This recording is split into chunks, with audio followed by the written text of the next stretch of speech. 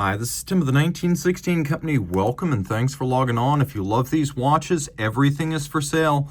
SKUs and prices in the description below. Reach out to Team Mosso at the1916company.com for purchase, pricing, and availability questions concerning this watch. We're starting off with one of the best offerings of 2023 from Blancpain. This is the 50 Fathoms 70th Anniversary Act 1 Series 2. So if you're looking for a 5010 reference, the 42.3mm case with a non-sunburst dial and a case that's neither gold nor titanium, this is really the only game in town. And if you look, you can see that all of the numerals and the indices are actually block applique, solid lume on the dial. And because it doesn't have the sunburst, people don't complain about the lack of a center disc. Now it is steel, and you can see polished about 48 millimeters from lug to lug, and then the watch is 42.3 in diameter. The lume is spectacular. You can see the now expected cambered sapphire cap on the 50 Fathoms bezel. As a result, that sapphire cap can protect all of this extra luminova on the bezel itself. It won't be scratched or scuffed off. Line up the bezel with the minute hand, super easy to gauge the passage of time, and you can see those block lume applique, super cool. And this is why you don't replace one of the numerals with the date window. Some people don't like the off-center date window on these. In the dark, the date window disappears and you have the four corners or the cardinal points to easily orient yourself.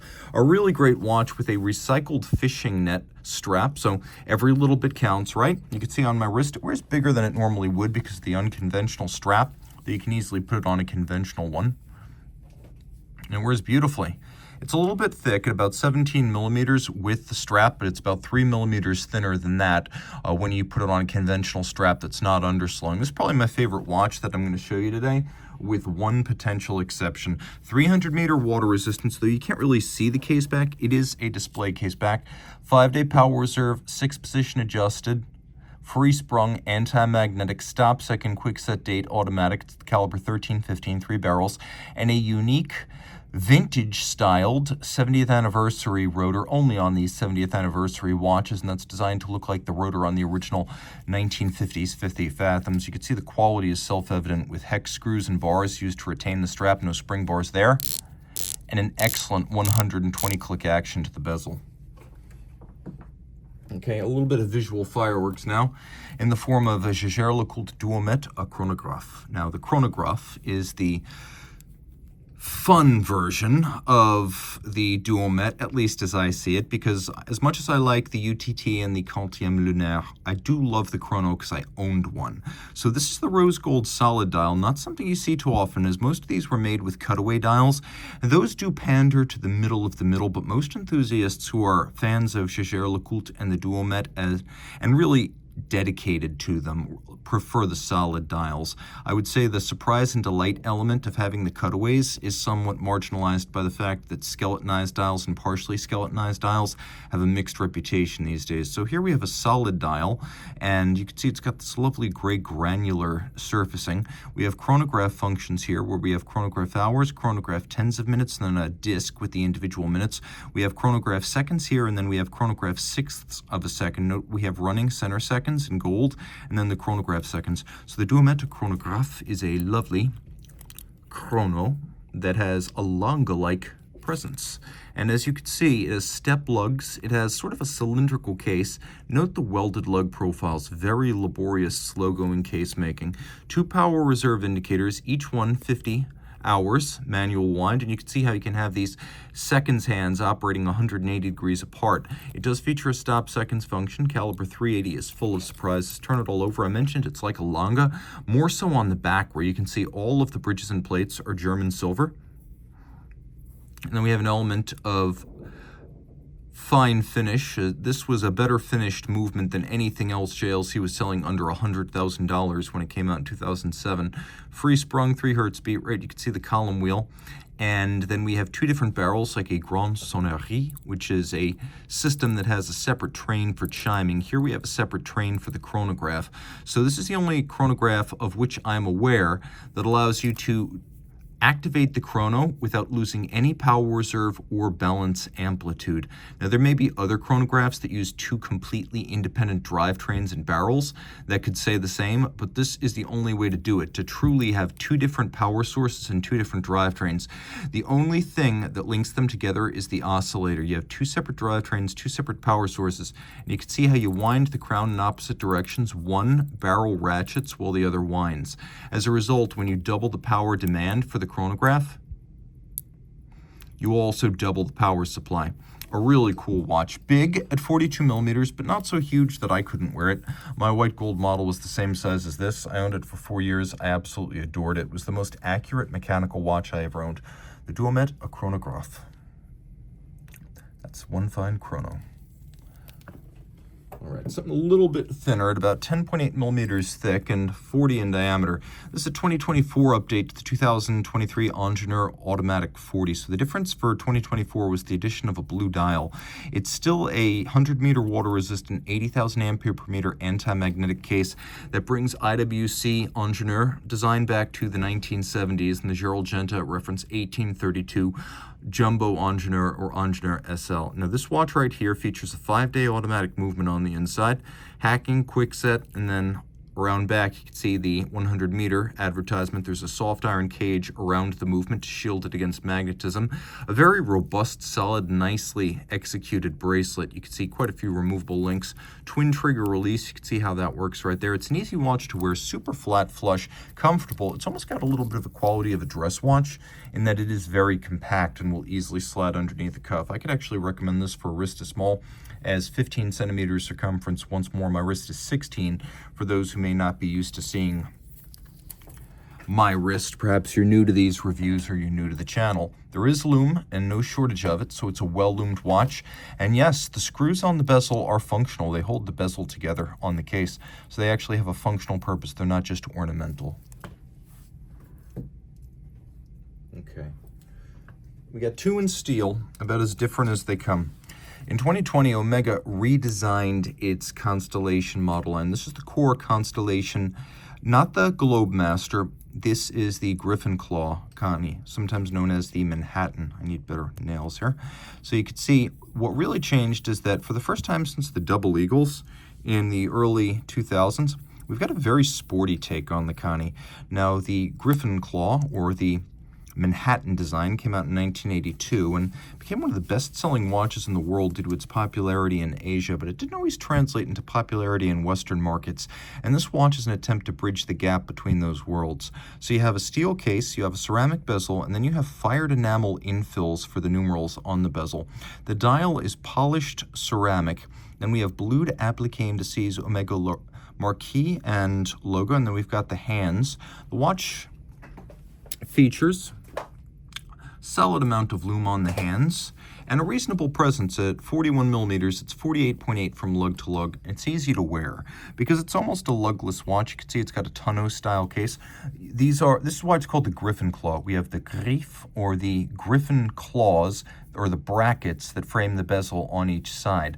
On my wrist, it's got a lot of presence. Now you can see here, this is a hybrid of rubber and leather, this strap. Hublot would be proud, but it's actually a really nice match for the watch, which combines ceramic and steel, and then we have rubber and leather on the strap. Good looking watch. I'd recommend it for a wrist my size or larger. It's very impressive in that it's got a sports watch wrist presence, but it's got the slender profile, sloped edge, and grace of a dress watch. I'd call this an all-arounder rather than strictly a dress watch. Also, an important feature here is that we do get the 8900 series movement. So you've got the twin barrels, the 60-hour power reserve, and then you've got the independently mobile hour hand to turn it all over, anti-magnetic, shock-resistant, coaxial.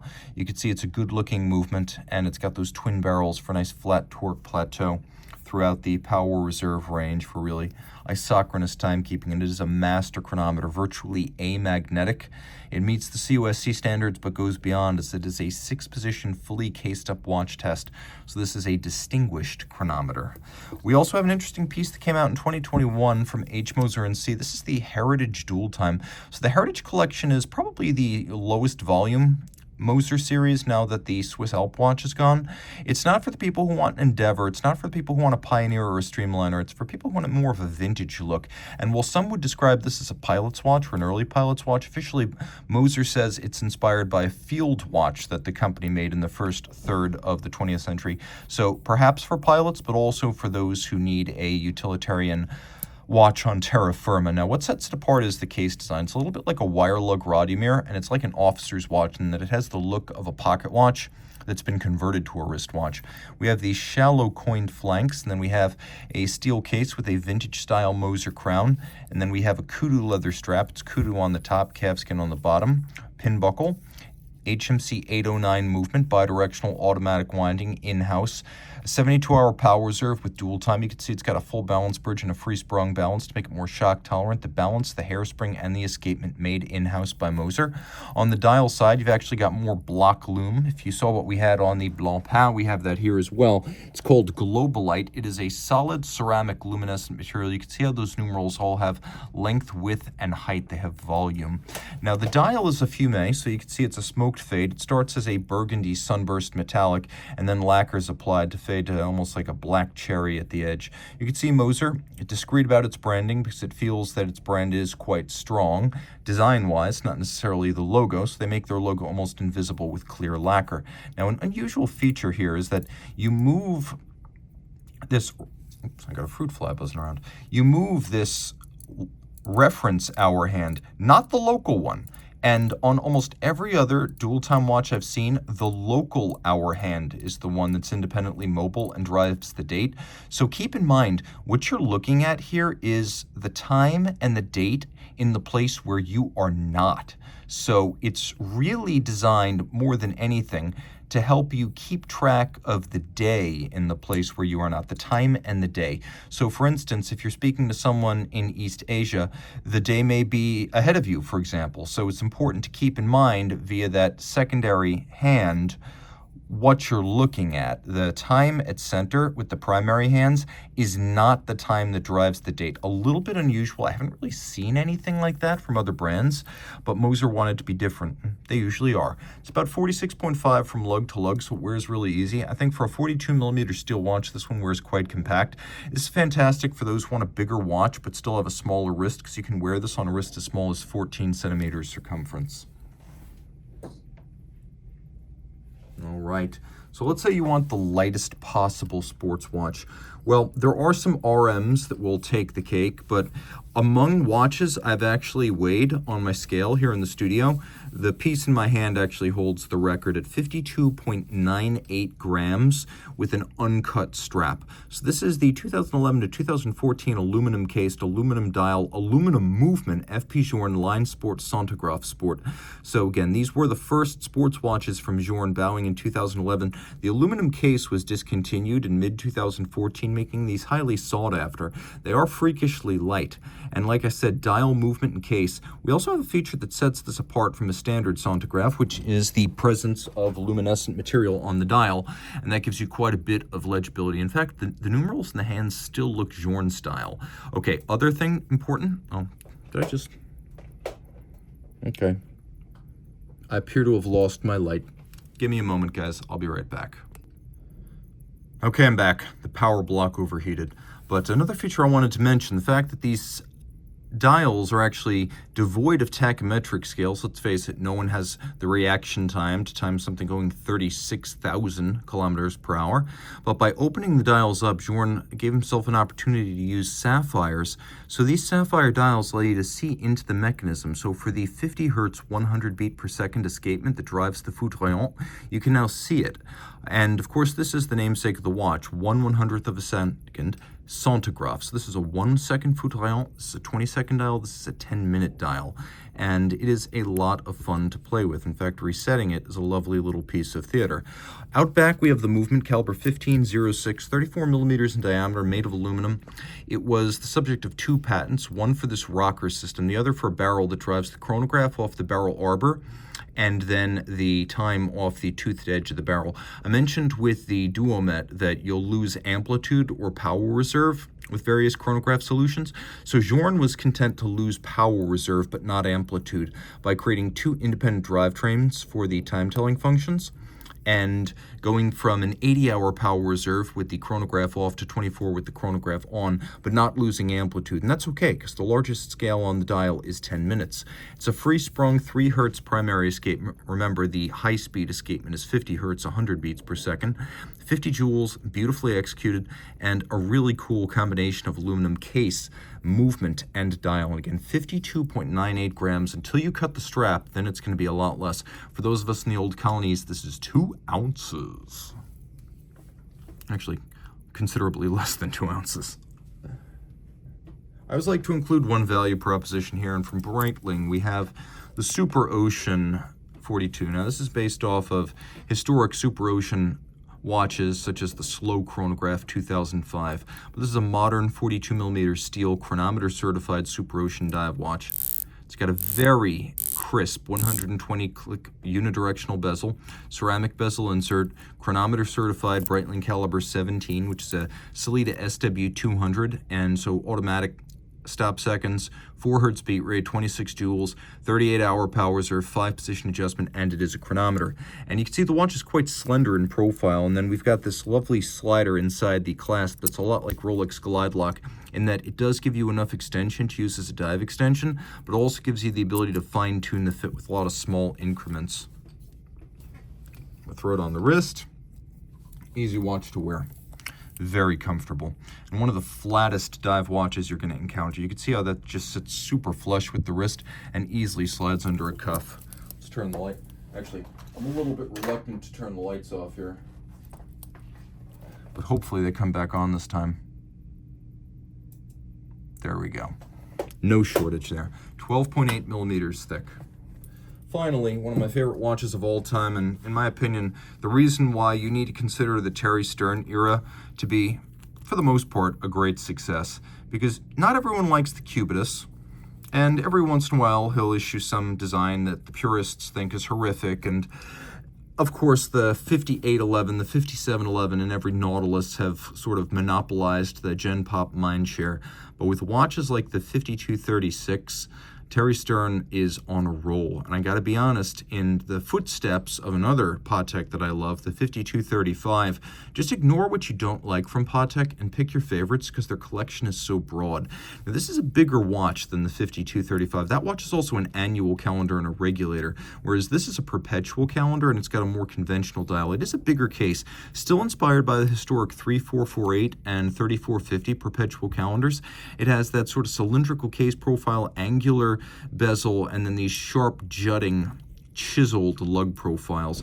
Diamond between the lugs, because this is a modern platinum Patek Philippe. Now there's also a salmon dial version of this watch, but it just comes down to which aesthetic you like better. This one has a gradient fade blue dial, lighter at the center, darker at the edges. It has a brushed top to bottom grain, a little bit like the stainless steel style graining of the 5235. And this is where I really prefer it over the 5235. You can see it's conventional dial, hands at center, not a regulator, very easy to understand. You have 2 coaxial sets of coplanar discs. So you have 2 coplanar coaxial discs on this side and then 2 on this side. 3 patents apply to this watch, and the movement is 55 joules and 503 pieces, so it's almost like a Grande Sonnerie in that respect. It's a very complicated movement. It's based on historic Pateks like the 843, 844, 699, and 725 that used an inline perpetual calendar. We do have a hacking seconds function, and then around back we have a caliber, 31260, casing up diameter 34 millimeters, nicely sized here. Platinum micro rotor on ceramic bearings for more efficient winding than the gold rotor of the 5235 because this requires more energy. The barrel also supplies 20% more torque. Now it's a beautifully decorated movement operating at 4 Hertz. Now so that's 28,800 vibrations per hour, a higher oscillation rate than the old 5235, partly because this uses a conventional style escapement rather than a silicone one. 6-position adjustment, free-sprung Gyromax style balance. Perpetual calendar, so no need to make adjustments until the year 2100. And then we've got these beautiful broad stripes that are characteristic of the 31260 family, which I really like. I also like the finger bridges leading down to the escapement and the different sizes of engine turning on the base plate. The watch is 48.5 from lug to lug and about 11.3 thick. It's 41.3 in diameter, and once the strap breaks in, it's going to fit really well on a wrist of 16 centimeters circumference or up, and you can see that here. If you love this watch or any of these watches, reach out to me, Team Mosso at the 1916company.com for purchase and pricing details.